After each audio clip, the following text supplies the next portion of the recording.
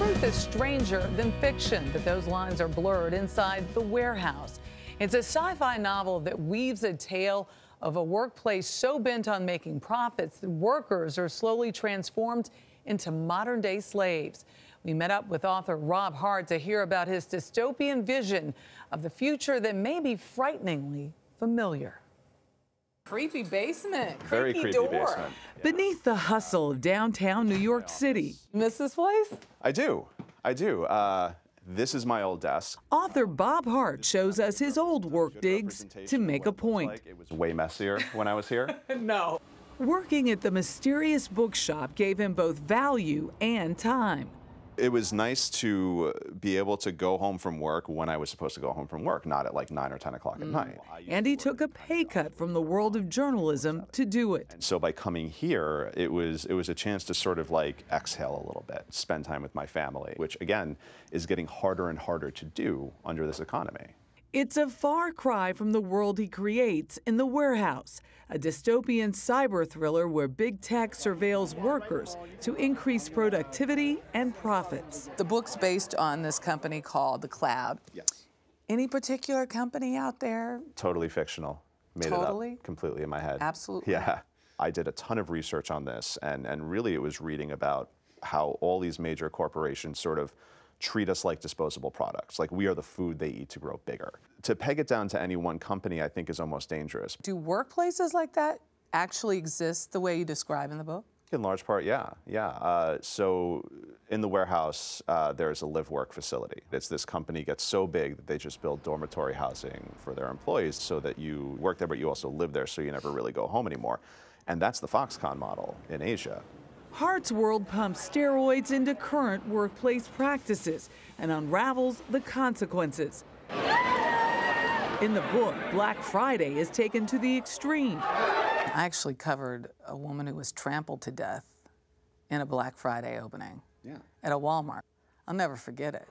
Imagining a world where deadly confrontations in stores during the holiday season stoke fear in shoppers. At the end of every Friday after Thanksgiving, you see the footage of people who are like practically knocking down doors so they can get $20 or $30 off on a TV. Even worse now, companies are making people go into work on Thanksgiving to start early, which is just really reprehensible. He also explores Big Brother run amok via our smartphone devices. You have an Apple Watch too? Yeah. I bet somewhere in some computer system there is a map of everywhere you and I have ever gone while wearing these. And that doesn't scare you? It's terrifying. But again, I have it and I wear it because it's cool and it's fun, you know, and this is that trade-off that we make where we've sort of surrendered a little bit of our privacy for convenience. It all spawned from the chance readings of two articles. The first in Mother Jones. It was called I Was a Warehouse Wage Slave.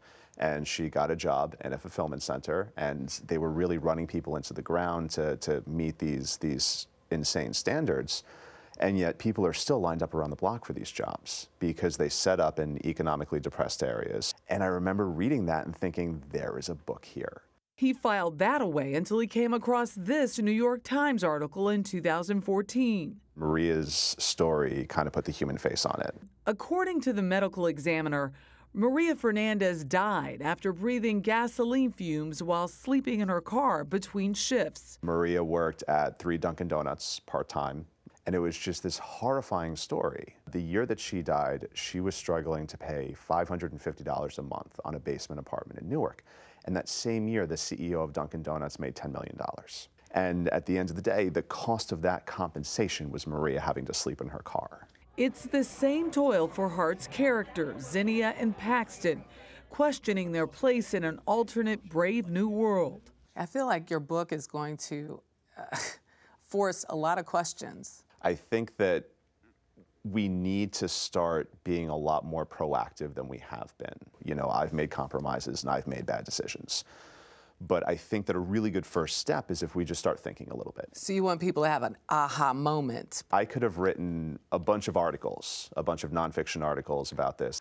The thing about fiction is that it's about empathy. You know, it's about sort of being in someone else's shoes and understanding someone else's life. It sits with you differently. It's a way for you to relate to someone else's story and sort of see those common and connecting threads. And so that's why it just felt like fiction was the right avenue for this.